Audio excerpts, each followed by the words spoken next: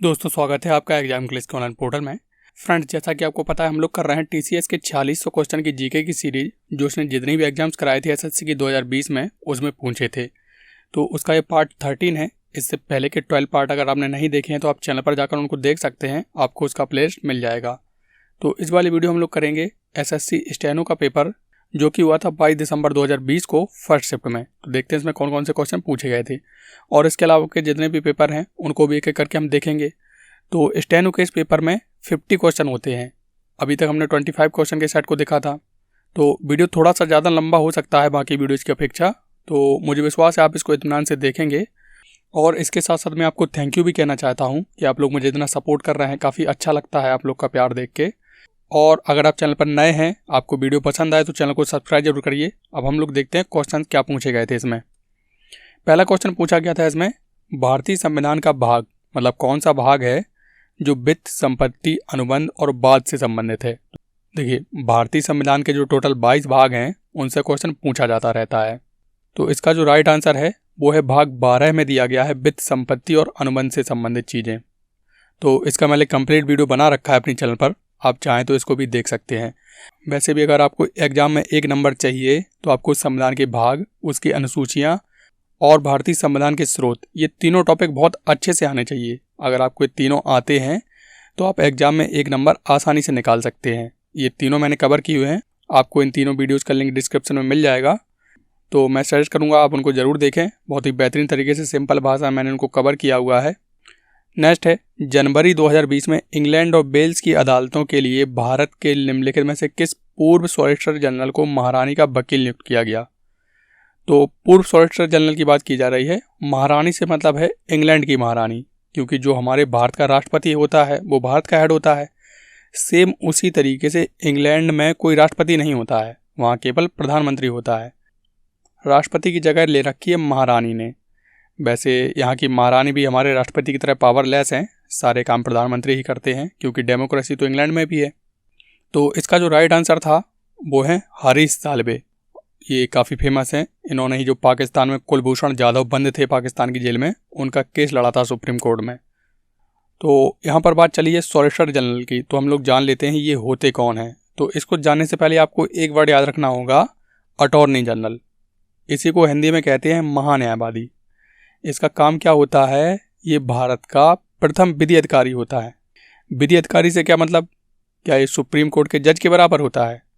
तो आपका आंसर होगा, इसकी भूमिका जज की बजाय वकील के बराबर होती है।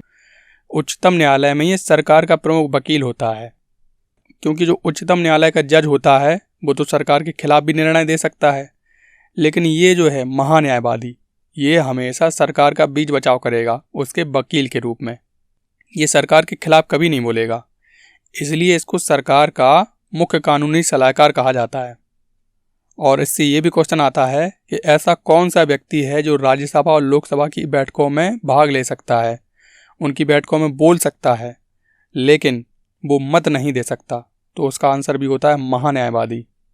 और वर्तमान में भारत के महान्यायवादी हैं कौन, वो हैं के वेणुगोपाल। और महान्यायवादी का ना तो कोई कार्यकाल निश्चित होता है, ना ही कोई सैलरी, राष्ट्रपति इसको नियुक्त करता है। और जैसे ही सरकार खत्म हो जाती है या सरकार गिर जाती है तो इसकी पोस्ट भी ऑटोमेटिक समाप्त हो जाती है। अब बात आती है, अटॉर्नी जनरल तो ये हो गए, फिर सॉलिसिटर जनरल कौन है? तो इन्हीं अटॉर्नी जनरल को काम में सहायता देने के लिए एक सॉलिसिटर जनरल लगाया जाता है।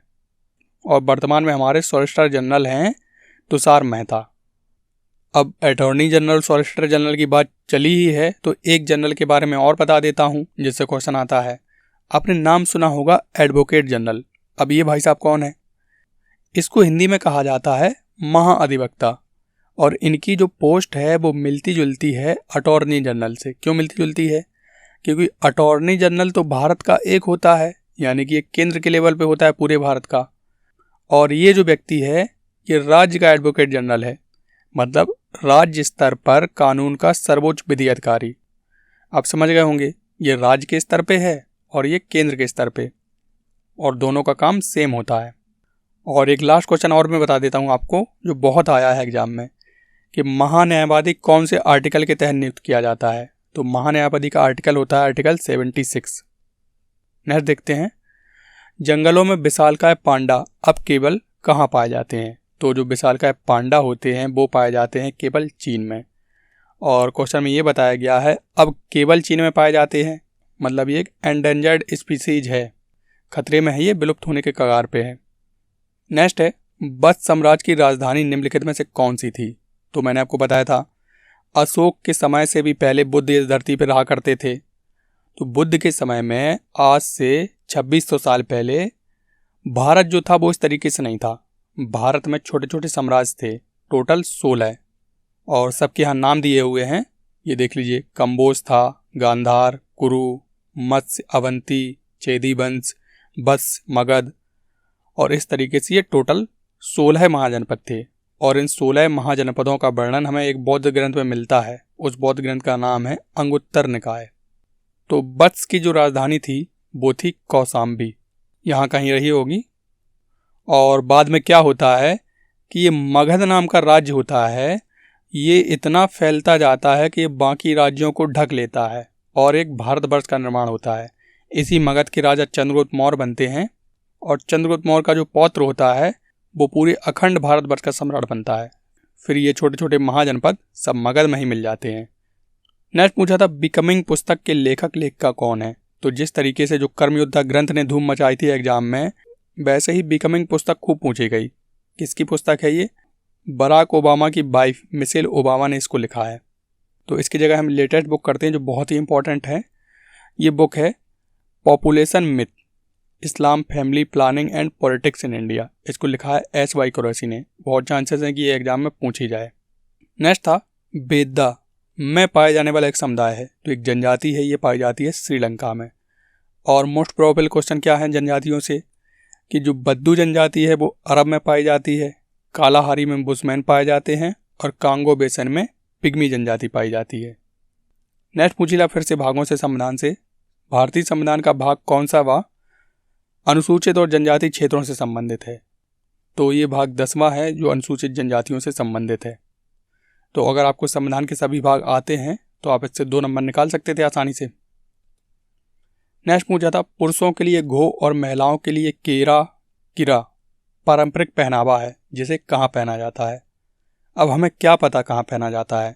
हमें भारत के ही सभी राज्यों का पता नहीं है, तो हमें विदेशों का कैसे पता रहेगा? तो फिलहाल इसका जो राइट आंसर है, ये पारंपरिक पहनावा है भूटान का। जो लोटे शेरिंग है भूटान के प्रधानमंत्री, वो भी इसी को पहनते हैं।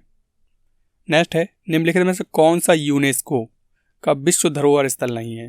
तो इनमें से लाल किला परिसर है, अजंता की गुफाएं हैं, सुंदरबन राष्ट्रीय उद्यान बिल्कुल है, ये चौथा वाला गेटवे ऑफ इंडिया नहीं है। मैंने आपको बताया था गेटवे ऑफ इंडिया जो है 1913 में बना था। किसके आने की खुशी में बना था?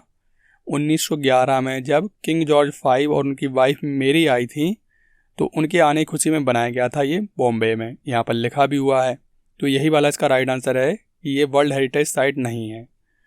और भारत में यहाँ पे टोटल जो वर्ल्ड हेरिटेज साइट हैं वो हैं 38, और इसके अलावा ओरछा और ग्वालियर सिटी भी टेंटेटिव सिटी में लगी हुई हैं कि हमें भी बना दो वर्ल्ड हेरिटेज साइट। नेक्स्ट है किसकी कमी क्वाशेरकोर का कारण बनती है? तो ये रोग बच्चों में होता है, खासकर जो भी बच्चा प्रोटीन को नहीं लेता अपने भोजन में, उसके हाथ पांव तो बिल्कुल पतले हो जाते हैं, पेट एकदम मटके की तरह बाहर निकल आता है। और इसी से मिलता जुलता एक और रोग होता है बच्चों में, उस रोग को कहते हैं मरासमस। इसमें क्या होता है क्वाशेरकोर में? इसमें बच्चा खाना तो खूब खाता है लेकिन प्रोटीन नहीं लेता है। जब प्रोटीन नहीं लेता तो उसके हाथ पांव दुबले हो जाते हैं, और खाना ज़्यादा ठूस ठूस के खा रहा है तो पेट बाहर निकल आता है। लेकिन मरासमस में तो उसको खाना ही नहीं मिलता, वो कुपोषण का शिकार हो जाता है, तो इसमें मांसपेशियां ढीली हो जाती हैं। नेक्स्ट है लोकसभा की व्यापार सलाहकार समिति की अध्यक्षता कौन करता है? तो लोकसभा के कार्य को सुचारू रूप से चलाने के लिए बहुत सारी समितियां बनाई जाती हैं, उन्हीं में से एक है ये व्यापार सलाहकार समिति। इसकी जो अध्यक्षता करता है वो करता है लोकसभा का अध्यक्ष। इसमें 15 मेंबर्स होते हैं जो लोकसभा द्वारा ही नामित होते हैं। वैसे इसके बारे में डिटेल में जानने की जरूरत आपको है नहीं। नेक्स्ट देखते हैं साधु बेट द्वीप किस भारतीय राज्य का एक हिस्सा है? साधु बेट जो द्वीप है वो है गुजरात में। दरअसल इसी द्वीप पर स्टैच्यू ऑफ यूनिटी बना हुआ है, जो दुनिया की सबसे ऊंची मूर्ति है किसी पुरुष की। नेक्स्ट पूछा था विदेशी मुद्रा विनिमय अधिनियम को भारत में किसके द्वारा प्रस्तावित किया गया? तो यहाँ देखिए the foreign exchange regulation act, foreign exchange regulation act था जो, उसको किस में बदल दिया गया? तो रेगुलेशन को देख लीजिए, रेगुलेशन का मतलब होता है कंट्रोल करना, और मैनेजमेंट का मतलब भी कुछ वैसा ही होता है। बाकी ऑप्शन गलत हो जाएंगे क्योंकि बाकी ऑप्शन में वैसा कोई अर्थ नहीं निकल रहा, तो यही वाला इसका राइट आंसर है। वैसे क्वेश्चन ये घुमा के पूछ दिया गया, क्वेश्चन ऐसे पूछा जाता है कि फेरा को किस में बदल दिया गया? तो फेरा को बदल दिया गया फेमा में। फेरा का ये वाला फुल फॉर्म है और फेमा का ये वाला। नेक्स्ट है 1 मार्च 2020 तक भारत के राष्ट्रीय सुरक्षा सलाहकार कौन है? ये अभी भी हैं। कौन है ये? अजीत डोभाल हैं। इनके बारे में आप जानते होंगे। अगर आपने उरी मूवी देखी होगी तो उसमें जो परेश रावल ने कैरेक्टर निभाया है वो इन्हीं का निभाया है, और किस तरीके से बेहतरीन इन्होंने काम किया है, आपने मूवी देखी होगी तो आप समझ ही गए होंगे। नेक्स्ट है मानव शरीर में सबसे कठोर ऊतक कौन सा है? बहुत ही सिंपल था, मानव शरीर का सबसे कठोर भाग कौन सा होता है? दांत का एनामेल होता है। नेक्स्ट पूछा था खानवा की लड़ाई किस वर्ष लड़ी गई थी? तो खानवा की लड़ाई को देखने से पहले हम कुछ बेसिक चीज़ें समझते हैं, थोड़ा सा टाइम लूँगा मैं आपका। देखिए मैंने आपको बताया था भारत का इतिहास 4 भागों में विभक्त है, एक प्राचीन भारत, एक मध्यकालीन भारत और आधुनिक भारत, और उसके बाद आज़ादी के बाद का भारत। तो प्राचीन भारत के बारे में हमने देखा था, हर्यक वंश से लेकर पुष्यभूति वंश तक। उसके बाद मध्यकालीन का नंबर आता है। दरअसल मध्यकालीन भारत को दिल्ली सल्तनत के नाम से भी जाना जाता है, और इसकी स्टार्ट होती है, इसमें जो राजवंश रहे वो रहे गुलाम वंश, खिलजी वंश, उसके बाद तुगलक वंश, फिर सैयद वंश और लोधी वंश। आपको उनको रटने की ज़रूरत नहीं है, 1-2 बार देखेंगे तो आपको चीज़ें याद होने लग जाएंगी। तो पहला तो था इसमें गुलाम वंश, जो कुतुबुद्दीन ऐबक था वो मोहम्मद गौरी का गुलाम था। तो मोहम्मद गौरी तो लौट जाता है, कुतुबुद्दीन ऐबक को यहीं छोड़ जाता है भारत में। तो कुतुबुद्दीन ऐबक भारत में गुलाम वंश की स्थापना करते हैं, मतलब दिल्ली सल्तनत की स्थापना करते हैं। फिर बाद में ऐसा ही क्रम चलता रहता है, ये लोग एक दूसरे को हराते रहते हैं और राजा बनते रहते हैं। अंत होता है इनका लोधी वंश पे। लोधी वंश की स्थापना की थी बहलोल लोधी ने, उसके बाद सिकंदर लोधी आता है, और अंत में एक राजा आता है इब्राहिम लोधी नाम का। तो जिस समय भारत का ये राजा इब्राहिम लोधी होता है, उसी समय मेवाड़ में एक राजा होते हैं, उनका नाम होता है राणा सांगा। तो राणा सांगा पश्चिम से दिल्ली की तरफ बढ़ना चाहते हैं और दिल्ली में बैठा रहता है ये। तो इन दोनों का युद्ध हो जाता है, किस नाम से? खतौली के युद्ध के नाम से। और इस युद्ध में इब्राहिम लोधी जीत जाता है, राणा सांगा का एक हाथ कट जाता है, बुरी तरीके से हार जाते हैं राणा सांगा। और फिर यहाँ क्या होता है, इब्राहिम लोधी के जो सगे संबंधी थे, इनके चाचा दौलत खां लोधी और आलम खां लोधी, ये इब्राहिम लोधी से जलते थे। अक्सर ऐसा देखा ही जाता है, बहुत आम बात है ये। तो ये दोनों लोग मिलकर राणा सांगा के साथ मिलते हैं और एक प्लान बनाते हैं कि इब्राहिम लोधी को कैसे मारा जाए। अब हम लोग तो मान नहीं सकते, हम लोग तो इनके सगे संबंधी ही हैं। अगर राजा के खिलाफ षड्यंत्र की जरा भी भनक लगी तो इब्राहिम लोधी तो हमें मरवा देगा। तो ये लोग मिलते हैं राणा सांगा से, और तीनों लोग मिलकर एक स्पेशलिस्ट बुलाते हैं। उस स्पेशलिस्ट का नाम रहता है बाबर। ये उस समय फरगना का शासक रहता है, ये अफगानिस्तान के आसपास की जगह थी, भारत से सटी हुई। तो इसको बुलाया जाता है मारने के लिए कि आप इब्राहिम लोधी को मार दो और वापस चले जाओ। तो बाबर इन तीनों का इन्विटेशन स्वीकार कर लेता है, और पानीपत का युद्ध होता है 1526 में। किस किस के बीच? बाबर के बीच और इब्राहिम लोधी के बीच, जिसमें इब्राहिम लोधी हार जाता है और बाबर जीत जाता है। लेकिन राणा सांगा को ये युद्ध होने से पहले ही ये बात पता चल जाती है कि बाबर भारत से वापस जाने के लिए नहीं आया है, वो यहाँ पर राज करने के लिए आया है। इसीलिए राणा सांगा इस युद्ध में बाबर का साथ नहीं देते हैं। ये दोनों लोग तो साथ देते हैं।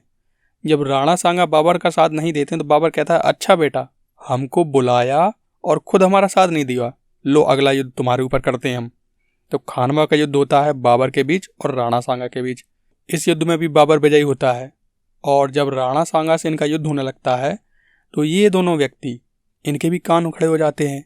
क्या, अरे ये राणा सांगा को मार सकता है तो कल के दिन हमें भी मार सकता है।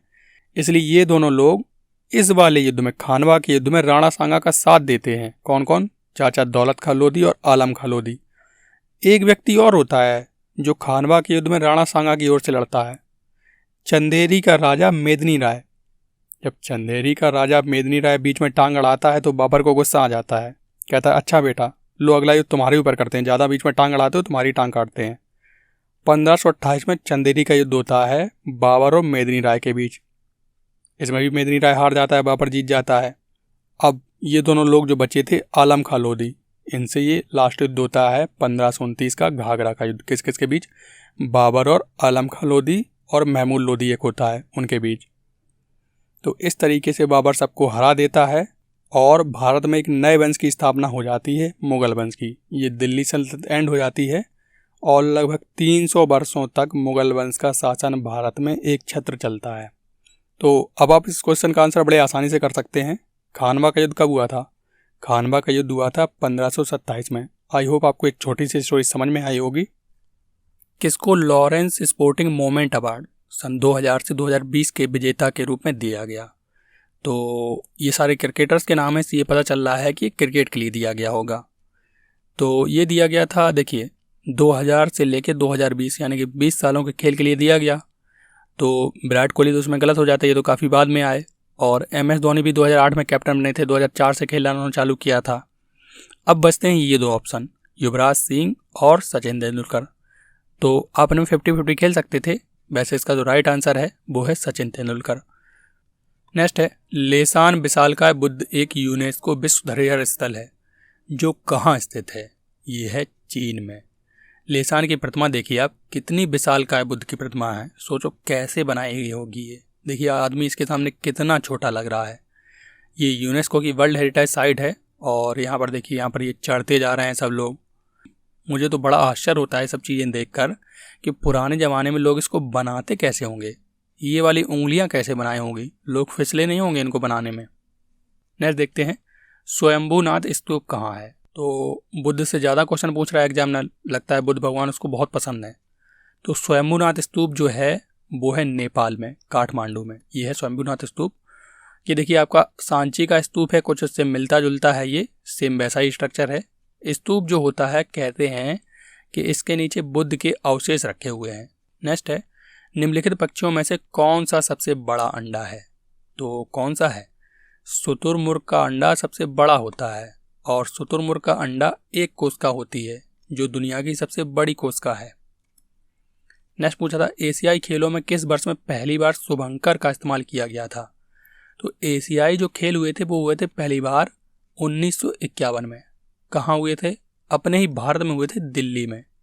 और एशियन जो गेम्स हैं, टोटल एशियन कंट्रीज मिलकर उनको खेलती हैं। ये देख लीजिए एशिया का मैप है और यहाँ पर बताया गया कि कौन सी कंट्री में किस वर्ष हो रहा है। तो पहला जो था 1951 में वो भारत में हुआ था और 1982 वाला भी भारत में हुआ था। और अभी जो लेटेस्ट हुआ है, 4 साल में एक बार होता है, ये लेटेस्ट हुआ है 2018 में इंडोनेशिया के जकार्ता में। और 2018 में हो गया तो 2022 में कहाँ होगा? 2022 में होगा चीन में। और 2026 वाला जापान में होगा, 2030 वाला ये UAE में होगा, 2034 वाला सऊदी में होगा। तो हमारा क्वेश्चन है, इन्होंने मस्कट की शुरुआत कब से की? जो शुभंकर होता है खेलों का, तो मस्कट की शुरुआत भी भारत से ही हुई थी। 1951 में पहली बार भारत में हुआ और 1982 में जब भारत में ये खेल हुए तो उसमें एक मस्कट को लगाया गया। किसको लगाया गया? एक हाथी था उसको, मतलब किसी हाथी को काम पे नहीं लगाया गया था, बस इसकी फ़ोटो का इस्तेमाल किया गया था लोगो के रूप में। और एशियन खेल्स का जो लोगो होता है वो देख लीजिए, ये वाला जो लोगो है आपको, वो आपको सब जगह मिलने वाला है, यहाँ भी है। और शुभंकर की बात करें तो लास्ट टाइम जो हुए थे 2018 में इंडोनेशिया के जकार्ता में, उनका क्या था? उनका था ये वाला अतुंग नाम का एक डियर था, भिन नाम की एक चिड़िया थी और काका नाम का ये कौन सा जानवर है जो भी है, गैंडा हाथी है ये। और 2022 के जो होंगे उनका क्या शुभंकर है? 2022 के चाइना में होंगे। और ये जो 3 रोबोट हैं छोटे छोटे, चेन, कॉन्ग और लियन, ये तीनों लोग हैं, ये शुभंकर होंगे 2022 के। नेक्स्ट है, केंद्र शासित प्रदेश लक्षद्वीप का गठन किस वर्ष किया गया था? तो यहाँ पर पूछा जा रहा है, लक्षद्वीप पहले से था, इसका पहले जो नाम था वो था लक्काद्वीप, मिनिकॉय और अमिनी द्वीप समूह के नाम से इसको पूरे को जाना जाता था। और ये बहुत छोटी सी जगह है, केवल 32 किलोमीटर स्क्वायर की, टोटल इसमें 36 आइलैंड हैं। तो यहाँ पर पूछ रहा है लक्षद्वीप का गठन कब किया गया, मतलब ये पहले से भारत का हिस्सा था, 1947 से ही था। इसको संगठित किया गया, मतलब इन तीनों को मिलाकर एक बना दिया गया 1956 में। नेक्स्ट है, मानव शरीर में निम्नलिखित में से किस माइक्रो मिनरल की बड़ी मात्रा में आवश्यकता होती है? तो इसमें फंसा दिया एग्जामिनर ने आपको। अब इसमें नहीं कर पाएंगे आप कि किसकी होती है। तो इसका जो राइट आंसर है, मैक्रो मिनरल की आवश्यकता होती है फास्फोरस की सबसे ज़्यादा। फास्फोरस जो होता है वो कैल्शियम के साथ मिलकर हमारी हड्डियों का निर्माण करता है। प्रतिदिन हमें लगभग 1.2 ग्राम फास्फोरस की आवश्यकता होती है अपने दैनिक आहार में जो भी हम लेते हैं। और इसके अलावा आयोडीन भी आपको ज़रूरी है। आयोडीन नहीं होगा तो आपको घेंगा रोग हो जाएगा गले में। इसकी केवल आपको 25 mg की आवश्यकता है। और आयरन भी आप ऐसा ही ले सकते हैं 25 mg। जबकि जो जिंक होता है वो बहुत ही नगण्य मात्रा में, 1 mg से भी कम, मतलब बहुत ही कम मात्रा में ज़रूरी होता है। और एक चीज़ और मैं बताता हूँ आपको फास्फोरस से रिलेटेड, कि फास्फोरस और कैल्शियम की कमी हो जाती है प्रेग्नेंट वीमेंस में। क्यों हो जाती है? क्योंकि उनके अंदर जो बच्चा होता है उसकी भी तो हड्डियाँ बन रही होती हैं। हड्डियाँ किससे बनती हैं? हड्डियाँ बनती हैं फास्फोरस और कैल्शियम से। जब उसी की हड्डियाँ बन रही होती हैं तो सारा कैल्शियम फास्फोरस वो खींचने लगता है अपनी माता के शरीर से। तो इस तरीके से प्रेग्नेंट वुमेन में फास्फोरस और कैल्शियम की कमी हो जाती है। नेक्स्ट है, निम्नलिखित में से कौन सा एंजाइम मांस को नरम करने का काम करता है? ये भी टफ है, इसको भी नहीं कर पाएंगे। ये एंजाइम था पपेन एंजाइम, रखता है मांस को नरम। नेक्स्ट है, भारत में किसको संविधान दिवस के अंगीकरण के उपलक्ष्य में मनाया जाता है? बहुत ही सावधानी के साथ अटेम्प्ट करने वाला क्वेश्चन है ये। यहाँ पर पूछा जा रहा है भारतीय संविधान के अंगीकरण का दिवस कब मनाया जाता है। तो अंगीकरण में और लागू होने में थोड़ा सा अंतर होता है, इसको आप समझें। लागू होने का मतलब होता है केम इनटू इफेक्ट, और अंगीकरण का मतलब होता है बन के कंप्लीट हो जाए, हम उसको अडॉप्ट कर लें, बस लागू ना करें। तो ये लागू तो हुआ था 26 जनवरी को, गणतंत्र दिवस के दिन, और अंगीकरण किया गया था 26 नवंबर को, जिस दिन ये बन के कंप्लीट हो गया था। तो ये दूसरा वाला इसका राइट आंसर है। इसी दिन संविधान दिवस मनाया जाता है। नेक्स्ट पूछा था, कोयना, तुंगभद्रा और भीमा किस नदी की प्रमुख सहायक नदियां हैं? तो अगर आपको तुंगभद्रा पता होगा तो आप कर ले जाएंगे। तुंगभद्रा जो है कृष्णा की बहुत ही फेमस सहायक नदी है, तो इसका राइट आंसर हो जाएगा कृष्णा। नेक्स्ट है, क्या बताता है कि गर्म पानी ठंडे पानी की अपेक्षा तेजी से जमता है?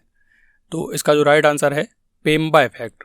अभी तक हम काफ़ी इफेक्ट देख चुके हैं। जीमान इफेक्ट हमने देखा, एल्पेनग्लो देखा, और उसके बाद देख रहे हैं पेम्बा इफेक्ट। तो इस तरीके से हमारे क्वेश्चन तो कलेक्ट हो ही रहे हैं जो आने वाले एग्जाम में हमें काम में आए। भले ही आपने ये क्वेश्चन नहीं कर पाया होगा, लेकिन अब आप इस क्वेश्चन को सीख गए हैं कि अगर आप फ्रिज में एक गिलास में गर्म पानी रख दें और एक गिलास में ठंडा पानी रख दें, और 3 से 4 घंटे बाद आप फ्रिज खोलिए तो आपको जो गर्म पानी का गिलास है उसमें बर्फ़ जमी हुई मिल जाएगी पूरी की पूरी, और ठंडे पानी में अपेक्षाकृत कम बर्फ़ जमी होगी। तो ये जो इफेक्ट कहलाता है वो कहलाता है पेम्बा इफेक्ट। जबकि नॉर्मली होना क्या चाहिए? नॉर्मली ये होना चाहिए था कि ठंडा पानी पहले से ठंडा है तो वो और जल्दी जम जाना चाहिए था, लेकिन ऐसा होता नहीं है। होता क्या है, पेम्बा इफेक्ट के थ्रू गर्म पानी जल्दी जमता है। पूछा था, जब एक सेब काटा जाता है तो किस एंजाइम की उपस्थिति के कारण इसका रंग बदल जाता है? तो ये सारे टफ क्वेश्चन दिए हैं, हम इसको अटैम्प्ट नहीं कर सकते, फिर भी हम धीरे धीरे अपने नॉलेज के थ्रू सही आंसर तक पहुंचने की कोशिश करते हैं। देखिए, सेब आप जब काट रहे हैं, चाकू से उसे काट दें, थोड़ी देर बाद रख दें तो वो पूरा लाल पड़ जाता है, कटा हुआ जो सेब है। ऐसा क्यों होता है? ऐसा इसलिए होता है कि सेब में आयरन बहुत ज़्यादा होता है, और आयरन को देखकर आपको याद आ रहा होगा कि आयरन में जब जंग लग जाती है तो उसकी जंग होती है रेड कलर की। और जब वो जंग क्यों लगती है? जंग लगती है लोहे का ऑक्सीकरण होने की वजह से, उसका ऑक्सीडेशन होने की वजह से। और एक और क्वेश्चन हमने किया था पहले साइड में कि मंगल ग्रह लाल क्यों है, तो उसका आंसर क्या था? आयरन ऑक्साइड की उपस्थिति के कारण। मतलब जहाँ जहाँ आयरन ऑक्साइड होगा वो चीज़ लाल पड़ जाएगी। तो यहाँ पूछा जा रहा है जब एक सेब काटा जाता है तो किस एंजाइम की उपस्थिति के कारण उसका रंग बदल जाता है? तो रंग बदल के लाल हो जाता है कटे हुए पार्ट का, बिल्कुल जंग की तरह। तो जंग क्यों बनती है? ऑक्सीडेशन के कारण बनती है। तो इसलिए इसका जो राइट आंसर है वो आप देख रहे हैं ना, ऑक्सीडेज के कारण, यही इसका राइट आंसर है। नेक्स्ट है, किसका फारसी में अनुवाद रज्मनामा के रूप में किया गया? तो रज्मनामा का अनुवाद करवाया था अकबर ने। और कौन से ग्रंथ का किया गया था? महाभारत का किया गया था, और ऐसा माना जाता है कि इसका अनुवाद किया था बदायूनी ने। नेक्स्ट है, नई दिल्ली में मुख्यालय सेहत प्रवर्तन निदेशालय की स्थापना किस वर्ष की गई? तो काफ़ी टफ था ये, डेट याद रखनी थी आपको। तो डायरेक्टोरेट ऑफ एनफोर्समेंट की स्थापना की गई थी 1956 में, और क्वेश्चन में आपको बता दिया है कि इसका जो मुख्यालय है वो न्यू दिल्ली में है। नेक्स्ट पूछा था मेलिस डोमेस्टिका किसका वैज्ञानिक नाम है। फिर से बता दिया आपको, हमें नहीं पता किसका नाम है। इसमें से केवल एक आपको पता हो सकता है, आम का, मैंजीफेरा इंडिका। बाकी 3 में आपको तुक्का ही लगाना पड़ा होगा। तो इसका जो राइट आंसर है वो है सेब का वैज्ञानिक नाम होता है ये। वैसे मैं सर्च करूँगा अपने जितने भी नेशनल एम्बलेम हैं, जैसे कि आम हो गया मैंजीफेरा इंडिका, मोर हो गया पापो क्रिस्टेटस, और पैंथेरा टिग्रिस जो अपने यहाँ का बाघ है, और बरगद होता है अपने यहाँ का राष्ट्रीय वृक्ष फाइकस बेंगालिसिस। इन सब को आप याद रख लीजिए, जितने भी हमारे नेशनल एम्बलेम्स हैं उनसे क्वेश्चन ज़्यादा आता है। नेक्स्ट पूछा था पूर्व भारतीय क्रिकेटर बापू नादकर्णी 1924 में किसके खिलाफ एक टेस्ट मैच में लगातार 21 मेडन ओवर गेंदबाजी करने के रिकॉर्ड के लिए जाने जाते हैं। तो देखिए, जनवरी 2020 में इनकी डेथ हो चुकी है बापू नादकर्णी की, और उन्होंने कारनामा क्या किया था, 1964 में एक मैच चल रहा था इंग्लैंड के खिलाफ। तो इसका जो राइट आंसर है वो है इंग्लैंड। और इस मैच में इन्होंने लगातार 21 ओवर मेडन डाले। मेडन का मतलब ऐसा होता है कि आप पूरा ओवर ऐसे ही निकाल दें, एक भी रन ना दें। और पहले जो ओवर होता था उसमें 8 गेंदें होती थी, मतलब आप 8 गेंदें बिना रन दिए निकाल दे रहे हैं, वो भी 21 बार। तो ये तो एक बहुत बड़ा कारनामा है और इनका ये रिकॉर्ड भी है। तो ये कारनामा इन्होंने किया था इंग्लैंड के खिलाफ। सोचो क्या मंजर रहा होगा कि एक जो टीम है जिसने अभी अभी खेलना स्टार्ट किया है 1947 के बाद से, और एक टीम पिछले 200 सालों से क्रिकेट खेल रही है। तो नेक्स्ट देखते हैं हम लोग, पटियाला वंश के संस्थापक कौन थे। तो पटियाला वंश के जो संस्थापक थे वो थे राजा आला सिंह, और इसी वंश के जो वंशज हैं अमरिंदर सिंह, ये वर्तमान में पंजाब के मुख्यमंत्री हैं, और ये सरकार की विपक्षी पार्टी कांग्रेस के लीडर हैं। नेक्स्ट पूछा था 2019 के रसायन विज्ञान के नोबेल विजेता प्रोफेसर कौन नोबेल पुरस्कार पाने वाले सर्वाधिक आयु के व्यक्ति हैं। तो एक रिकॉर्ड बन गया है कि 97 साल की उम्र में 2019 में जॉन गुडइनफ थे, उन्होंने केमिस्ट्री में नोबेल पुरस्कार प्राप्त किया था। और देख लेते हैं वर्तमान में 2020 में किसको मिला है। तो 2020 में 2 लड़कियों को मिला था। किस किस को, इमैनुअल कारपेंटियर और जेनिफर ये डोडना को। क्यों मिला था, इन्होंने एक ऐसी टेक्नोलॉजी ढूंढ निकाली जिसमें हम लोग जीन की एडिटिंग कर सकते हैं। जब जीन की एडिटिंग हो जाएगी तो देखिए एकदम क्रांति आ जाएगी दुनिया में। आप जैसे गुण चाहें वैसे पा सकते हैं, क्योंकि हमारी जो आदतें हैं, हमारे जो गुण हैं वो जीन पर ही डिपेंड करते हैं। अगर इसकी एडिटिंग संभव हो जाती है तब तो फिर मज़ा ही आ जाएगा। क्रिस 3 मूवी में जितने भी कैरेक्टर्स दिखाए गए हैं, कंगना वगैरह, वो सब एकदम सच में सामने आ जाएंगे आपके। वैसे इसका प्रयोग मुझे नहीं लगता उतना खतरनाक स्तर पर किया जाएगा, अभी तो केवल बीमारियों वगैरह को ठीक करने के लिए इसका प्रयोग किया जाएगा। नेक्स्ट है, कौन सी संस्था एक वैश्विक अंतर्राष्ट्रीय संगठन है जो राष्ट्रों के बीच व्यापार के नियमों का निर्धारण करती है। तो ये संस्था है ट्रेड से रिलेटेड, यानी कि व्यापार से संबंधित। तो इसका नाम भी वही है, विश्व व्यापार संगठन, यानी कि वर्ल्ड ट्रेड ऑर्गेनाइजेशन है ये। इसकी स्थापना की गई थी 1995 में, और इसका जो हेडक्वार्टर है वो है जेनेवा, स्विट्जरलैंड में। और एक चीज़ और याद रखिए कि इसके 164 सदस्य देश हैं, क्योंकि आपने देखा IMF के सदस्य देशों से क्वेश्चन पूछ लिया गया था। नेक्स्ट है, भारत का एकमात्र सक्रिय ज्वालामुखी कहाँ स्थित है। तो भारत में एक ही सक्रिय ज्वालामुखी है और वो है समुद्र में। कहाँ पर, अंडमान निकोबार द्वीप में, और उस द्वीप का नाम है बैरन द्वीप। अंडमान निकोबार द्वीप का एक हिस्सा है, और इसी बैरन द्वीप से थोड़े ही दूर 300-400 किलोमीटर दूर एक और द्वीप है, उस द्वीप का नाम है नारकोंडम। और नारकोंडम भी एक ज्वालामुखी है, लेकिन ये एक्टिव वोल्केनो नहीं है। इसमें तो हमेशा आग निकलती रहती है, आप कभी भी जाइए। 2005 में ये फटा था और अभी तक इसमें से लावा निकल रहा है, जबकि जो नारकोंडम है वो प्रसुप्त ज्वालामुखी है।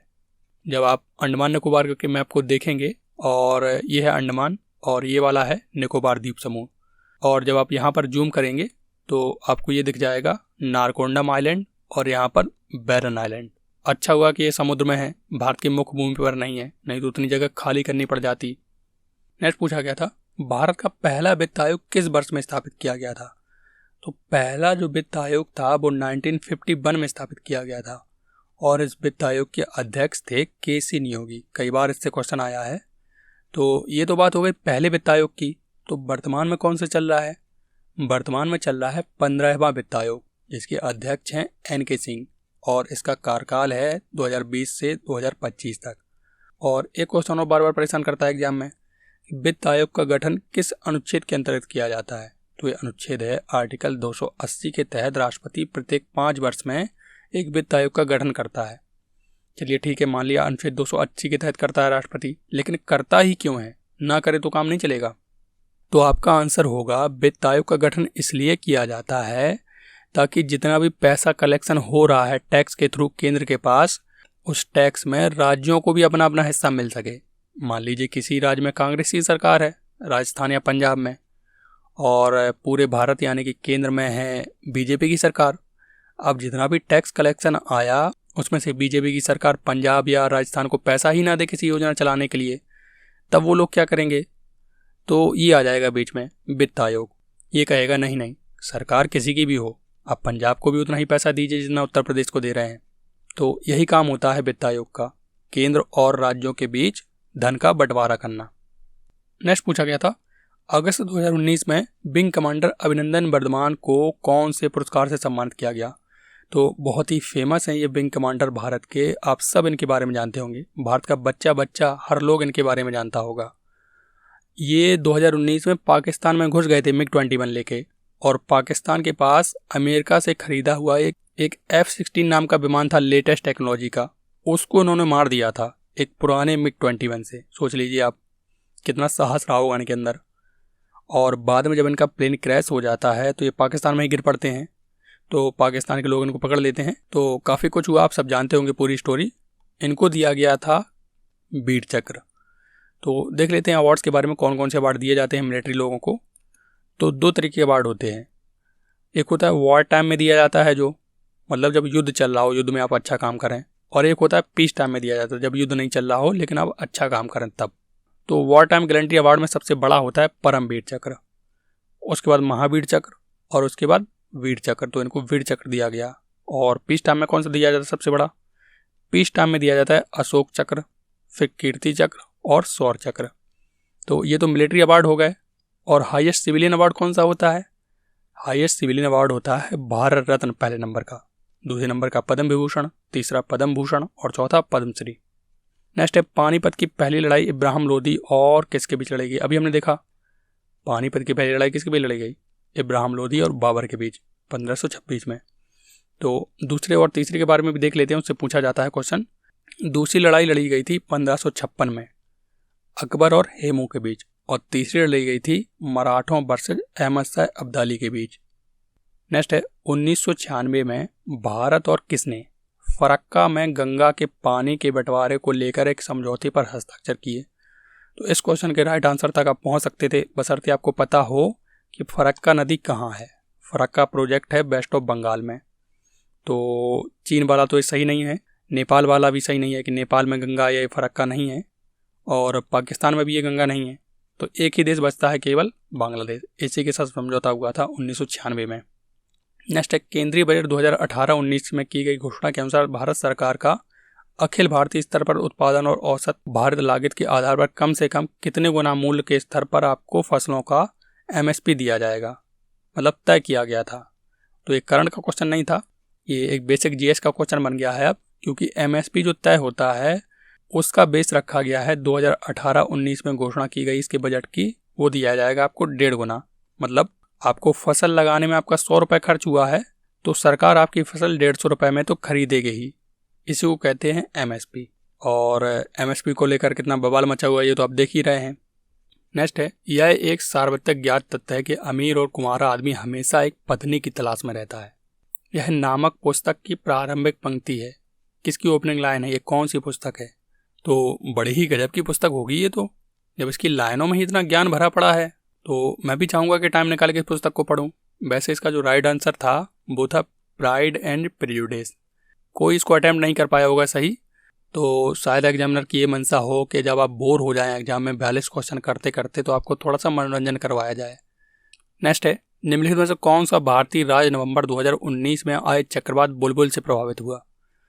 तो ये वाला चक्रवात आया था वेस्ट ऑफ बंगाल में। नेक्स्ट है प्रार्थना समाज की स्थापना बॉम्बे, जो कि अब मुंबई हो गया है, में किस वर्ष की गई थी? तो ये की गई थी प्रार्थना समाज की स्थापना 1867 में। काफ़ी टफ था क्योंकि हमें डेट्स याद नहीं रहती जनरली। प्रार्थना समाज की स्थापना की थी आत्माराम पांडुरंग ने। इसके अलावा 2 और संस्थाएं जो बहुत फेमस थी इसी की तरह। कौन कौन सी? ये आर्य समाज की स्थापना की थी स्वामी दयानंद सरस्वती ने मुंबई में 1875 में, और सबसे पहले 1828 में ब्रह्म समाज की स्थापना की थी राजा राम मोहन राय ने कोलकाता में। और इसके 1 साल बाद ही 1829 में राजा राम मोहन राय ने सती प्रथा भी बंद करवा दी थी लॉर्ड विलियम बेंटिक के साथ मिलकर। बहुत पूछा जाता है, एकदम पैट क्वेश्चन है एसएससी का। नेक्स्ट, नटाल इंडियन कांग्रेस के संस्थापक निम्नलिखित में से कौन से? तो नटाल इंडियन कांग्रेस, नटाल एक जगह है दक्षिण अफ्रीका की। दक्षिण अफ्रीका में रहते थे गांधी जी, और दक्षिण अफ्रीका में ही सत्याग्रह का पहला प्रयोग किया था गांधी जी ने। नेक्स्ट है, नेक चंद सैनी किस कार्य के लिए जाने जाते हैं? नेक चंद सैनी जाने जाते हैं रॉक गार्डन के लिए। रॉक गार्डन है चंडीगढ़ में, और इन्होंने कचरे और मलबे से बनाया है इसको। बनाया है से मतलब बनाया था, अब तो ये ऊपर जा चुके हैं। नेक्स्ट है, वर्ष 2019 में FIH अंतर्राष्ट्रीय हॉकी महासंघ के सर्वश्रेष्ठ खिलाड़ी का पुरस्कार जीतने वाले पहले भारतीय कौन है?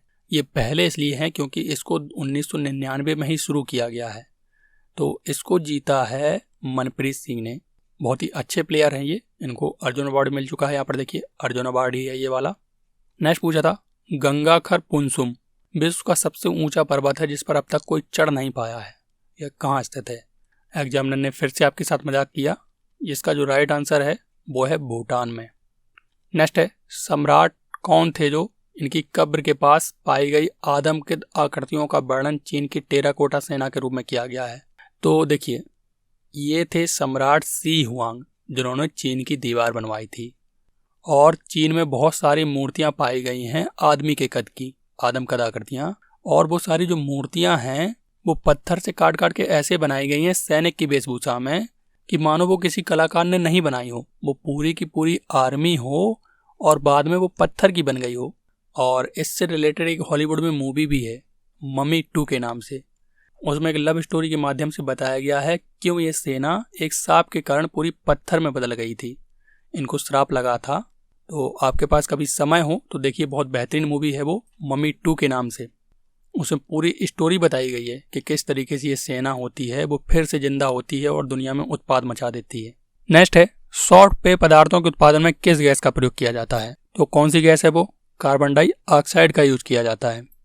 तो फ्रेंड, इस तरीके से देखें हमने सेट के 50 क्वेश्चंस को। आई होप आपको वीडियो पसंद आया होगा। वीडियो अच्छा लगा हो तो उसको लाइक करिए। तो मिलते हैं नेक्स्ट वीडियो में, तब तक पढ़ते रहिए, हंसते रहिए, मुस्कुराते रहिए। जय हिंद, जय भारत।